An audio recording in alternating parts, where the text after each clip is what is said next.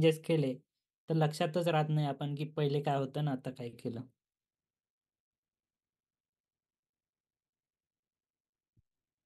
CSS नाही, आपण bootstrap use करतो ना. हे जे क्लासेस राहतात ना,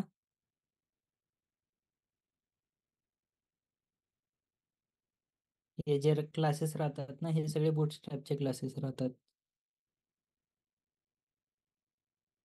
CSS नसतं. आता जर काही स्पेसिफिक गोष्टींसाठी तुम्हाला यूज करायचं असलं तर आपण CSS लिहितो. जसं ह्या चॅटबॉटसाठी बघा, तर हे जे आपण चॅटबॉट क्रिएट केलं त्याच्यासाठी जो CSS आहे तो इथं लिहिला होता.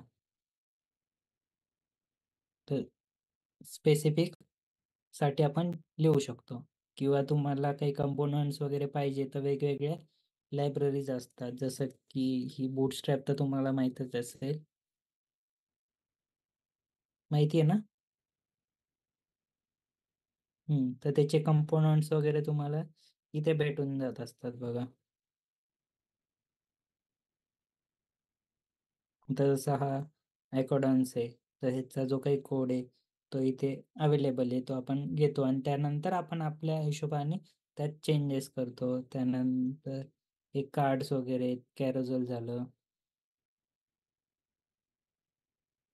हा बूटस्ट्रॅपच राहतं. म्हणजे असं काही नाही, तुम्ही कोणतीही लायब्ररी यूज करू शकता, पण एक केली तर एकच ठेवायची, म्हणजे जे काही कम हे आहेत लायब्ररीज आहेत ना त्या ओव्हरराईड होणार नाही. जसं की आता ही झाली, त्यानंतर रिॲक्ट स्ट्रॅप नावाची झाली.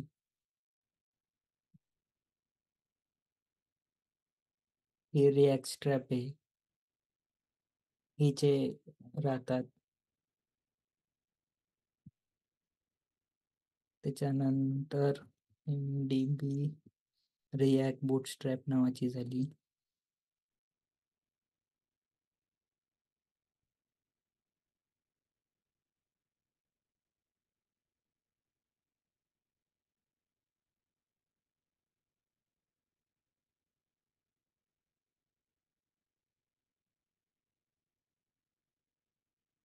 हे असे राहतात. मग त्याचे कोड्स राहतात तुम्हाला पाहिजे तसे. MDB ही झाली. त्यानंतर MUI म्हणून एक आहे.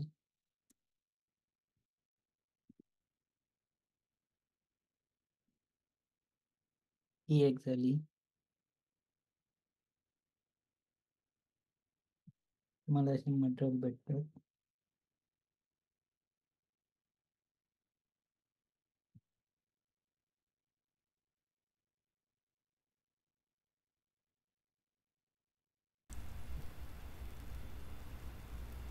त्यानंतर MUI नंतर टेलविंड एक झाली,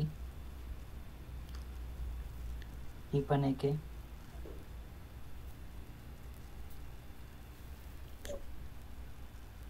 त्यानंतर हा अजून एक,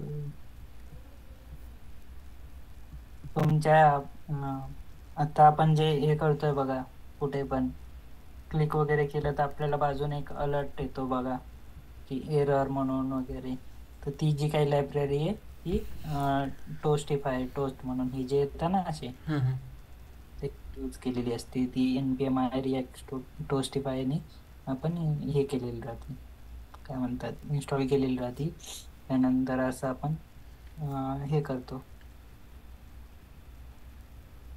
त्याचं काही जे डॉक्युमेंटेशन आहे ना, ह्या डॉक्युमेंटेशन मध्ये गेल्यावर तुम्हाला ह्याचे कोड्स भेटतात, एररसाठीचा, ह्याचा सक्सेससाठीचा, तर तो यूज केलेला असतो आपण.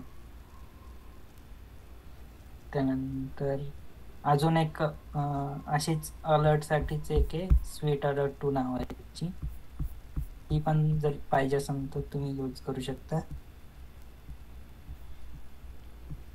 आता जसं की हे बघा, ट्रायमिंग असं जर पाहिजे असेल तुम्हाला सक्सेस वगैरे किंवा असा एररवाला, हे do you want to save, हे एक डेमो दिलेले त्यांनी. मग आपण काय करतो, हे असे कोड कॉपी करून तो आपल्या प्रोजेक्टमध्ये करू शकतो. यूज करतो आणि आपल्या हिशोबाने चेंजेस करतो त्यानुसार. फक्त इकडे पाहिजे मला, तर वेगवेगळे असतात. ते ह्या लायब्ररीज असतात ज्या की यूज केलेल्या आहेत प्रोजेक्टमध्ये.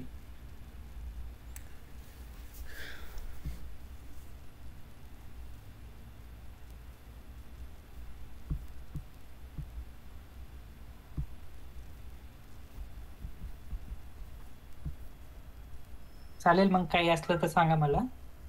हो ठीक आहे, चालतं. आता डिप्लॉय करून बघतो चेंजेस हा, वगैरे. चालेल.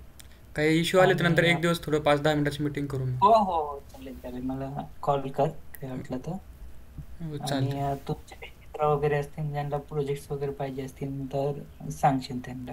आहे एक इव्हेंट मॅनेजमेंटवाला, पण बघू बोलून बघतो. झालं तर वाटतं बोलणं तुमचं त्याच्यासोबत. झालतं का? हां, इव्हेंट मॅनेजमेंट चालतं कॉल कोणाचं? तुमचं कॉलेज कोणतं आहे? IIT. IT. काही आठवत नाही यार मला. भरपूर कॉल येतात ना, तर अच्छा, एक्झॅक्ट चालतं मी सांगतो. त्याचं नाव कोणाचं, जो काही टीम मेंबर आहे. शुभम होले किंवा कुणाल. कुणाल खडके का? हां हां, खडके. नाही नाही. ठीक आहे तर. म्हणजे नाही झालं म्हणजे त्यांचं. म्हणजे त्याला जो पाहिजे होता ना जसा, हां तो तेच. अवेलेबल नाही. हां तेच मी त्याला बोललो म्हणलं आहे, पण तो म्हणे आमचं आणि ते हम्म. त्यांचं वेगळं आहे म्हणे, थोडंसं इव्हेंटमध्ये. हा, म्हणजे माझ्याकडे ज्या फंक्शनॅलिटी होत्या ना त्या हां. वेगळ्या होत्या. अच्छा. आणि त्यांचा एक डिफरंटच होता. ठीक आहे. चालेल. चालेल, थँक्यू. हो.